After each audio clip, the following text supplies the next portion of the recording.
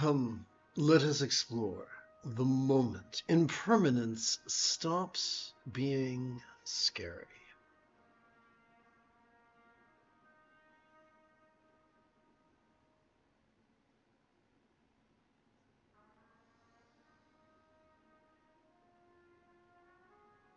At the bottom of every human brain is a region that could be described as our amygdala. It is the seat not only of aggression, but of anxiety. It is a crucial component of our survival mechanism, and it has kept us and other complex life forms alive for many millions of years.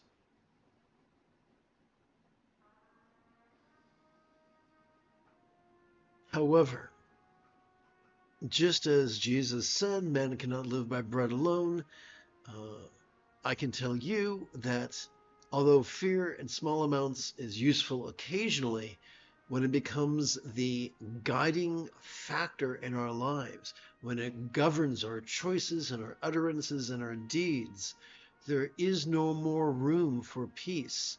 There is no more room for joy. There is no more room for love. Change can be frightening. Change can trigger our ancient survival mechanisms. No amount of self-talk will change that. But there is a way to cope with it. Not so that fear ceases to exist. That would be suicidal. But to keep fear from being our puppet master. In fact, to harness not only fear, but the object of fear, which many times is change. And to so harness that change that it actually serves us on our quest to let go of our destructive, to let go of the tyranny of our destructive impulses. Sounds great. How do we do that? Glad you asked. There is an eightfold path whose mastery is enlightenment. The seventh and eighth folds of this path are the mindfulness and meditation, also known as watching and relaxing. How do we cope with all fear, including the fear of change?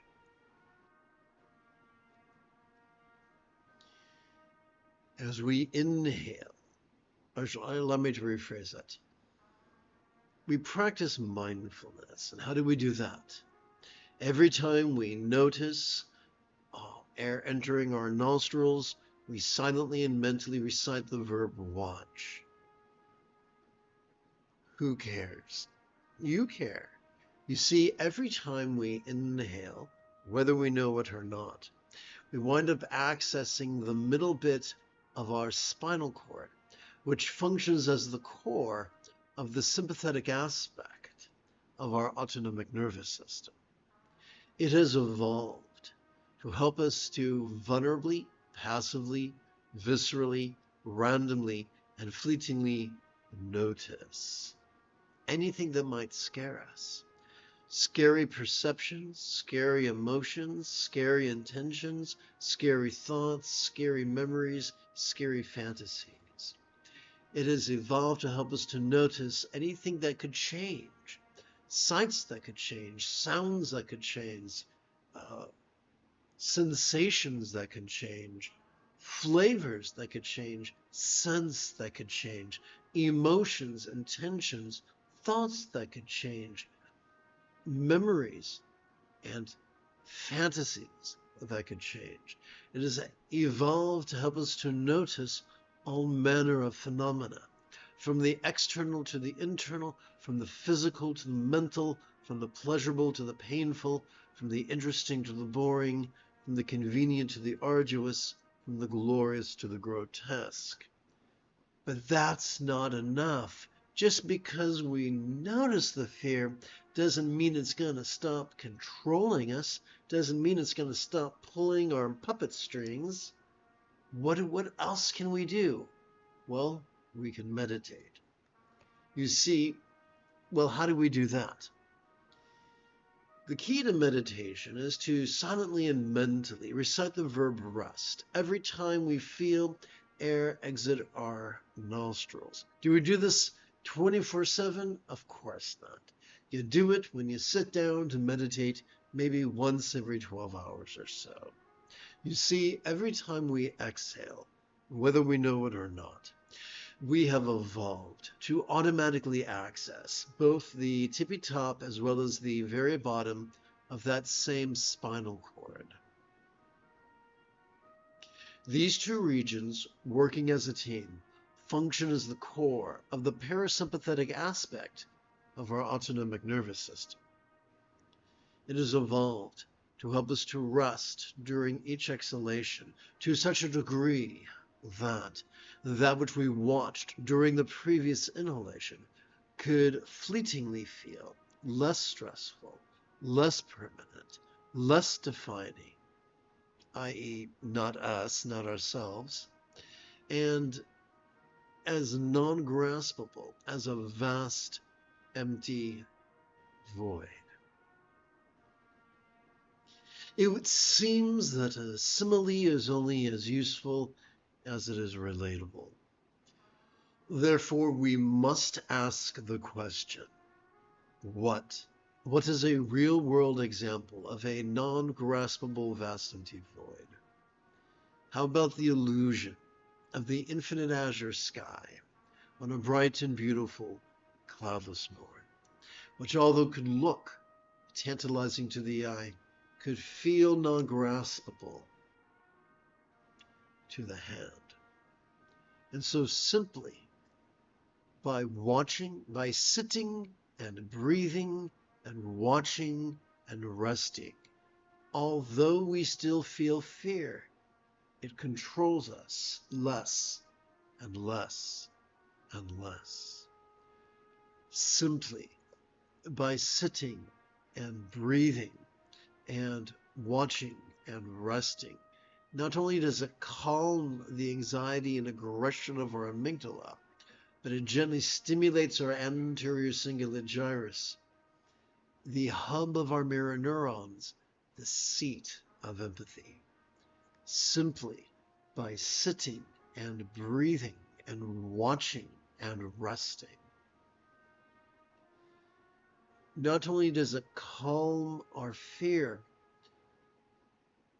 but it frees us from the illusion of solidity and permanence.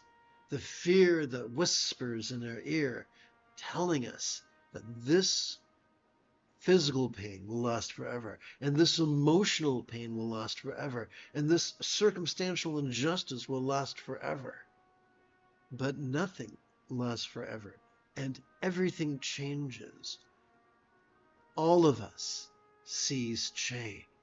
We see the changing of the seasons. With the passing of the seasons, we see the impermanence of quarter. With the rising and the setting, with the waxing and the waning of the moon, we see the impermanence of a month. With the rising and the setting of the sun, we see the impermanence of a day. Even now, we can rest our fingertips upon our chest. We could feel it swell. We could feel it sink. And observe the impermanence of a moment. We don't have to philosophize change. We do not have to theorize change. Simply by watching and resting in harmony with our breathing, we cannot help but notice change. And that drives the cogs and gears and our metaphoric letting go Mashi.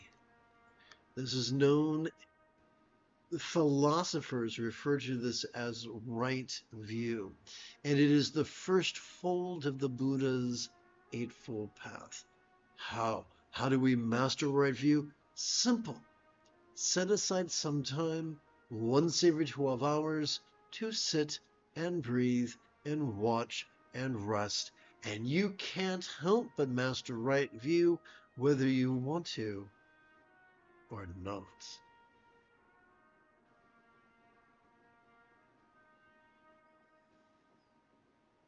So, quick like a Betty, I'm going to, here's what we're going to do. I'm going to tap button 3. This is the Dzogchen Semdai Lama Jigme Gyatso of the Buddha Joy Meditation School. For multiple decades, I spent about 8 hours a day, almost every day, studying, practicing, mastering, and reverse engineering the teachings and techniques of each school of meditation so that you won't have to. This is General Leia Organa, Saturday evening. Come, let us, let's try this again. Come, let us meditate like a Jedi.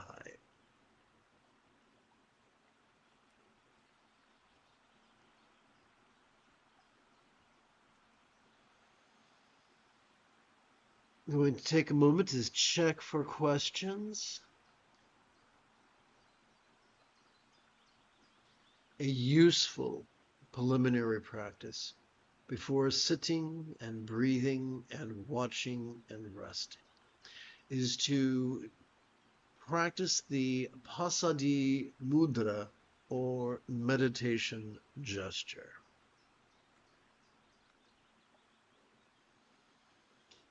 Doing so is as simple as using the tip of our left index finger to support the lower knuckle of our right index finger. Oh, look at this. I think I got a problem. There we go. Palms up in our lap. There are many benefits to working with this gesture. It gently invites our real or imagined subtle energies to coalesce at our crown. Number 2, it helps us to cope when we feel like we are on the precipice of melting down. 3, at night when we lay down, it helps us fall asleep. 4, eventually when death inevitably comes for us, and it'll help us to pass on peacefully. And 5, it helps us to count our first of 13 single repetitions. What's a repetition? Repetition is when we silently and mentally recite the verb watch as we passively notice air enter our nostrils, and then silently and mentally recite the verb rest as we passively notice air exit our nostrils. This is one repetition, or a solitary repetition.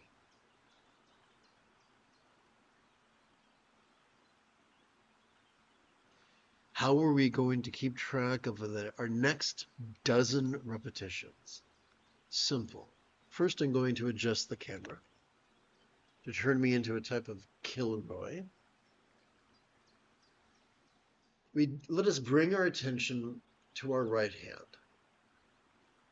The moment we feel ourselves breathing in, let us advance our right thumb across our fingers, beginning with our right little finger's lower set of creases, progressing until we come to our right index finger's higher set of creases. Together, let us practice this right now as a team.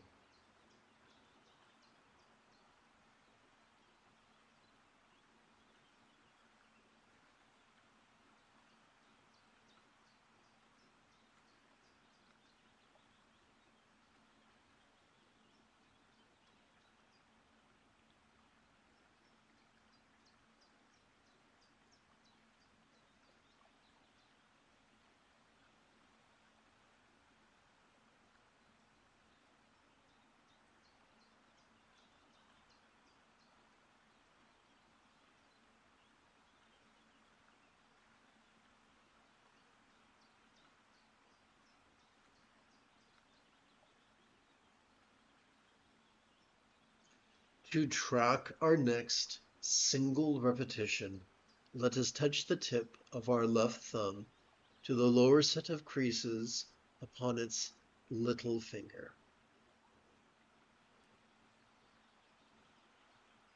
To count our next dozen repetitions, let us return to our right hand.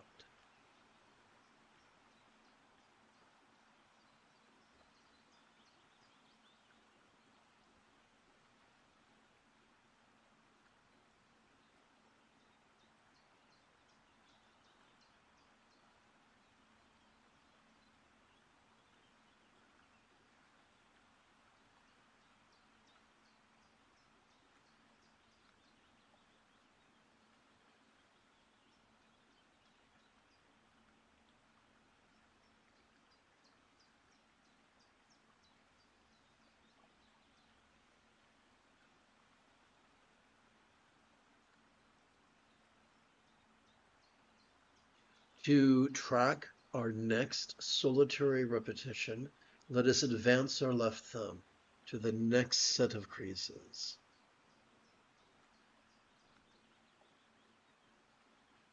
And now that you know how to basically track 13 solitary repetitions and 13 sets of a dozen repetitions each, let us rest our hands, palms up in our lap.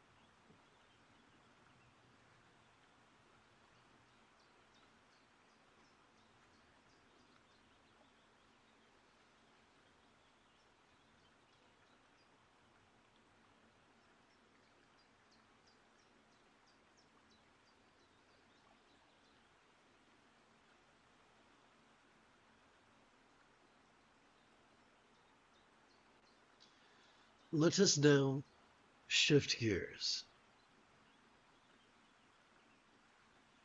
We'll be gently inviting our real or imagined subtle energies to coalesce in our chest. We'll replace the verb watch with the verb feel. Every time we passively notice our chest swelling with breath, we will silently and mentally recite the verb feel. Every time we feel our chest subtly sink as gently we exhale, we will silently and mentally recite the verb rest.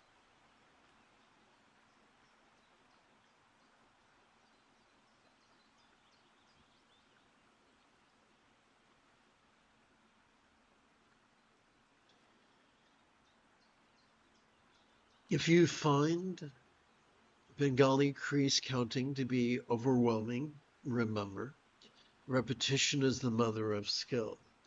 Come to these live streams once every 12 hours, and within a week or so, this path you could master.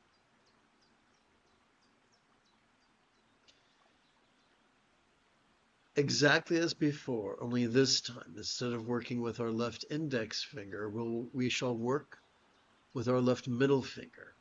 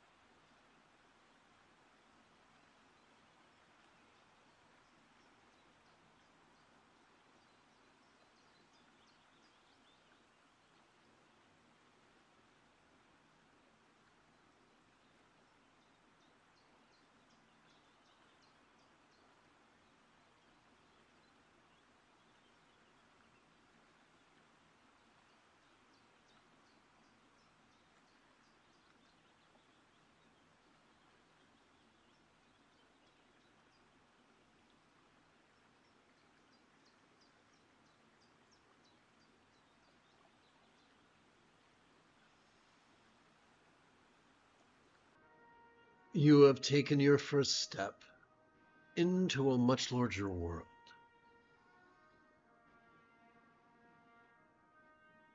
If you feel that I have earned it, you could give this live stream a thumbs up. You could even help support this channel. For Meditate Like a Jedi is made possible thanks to the generosity of viewers just like you. In approximately 11 1/4 hours, I would very much like to return to lead tomorrow's dawn practice of Meditate Like a Jedi.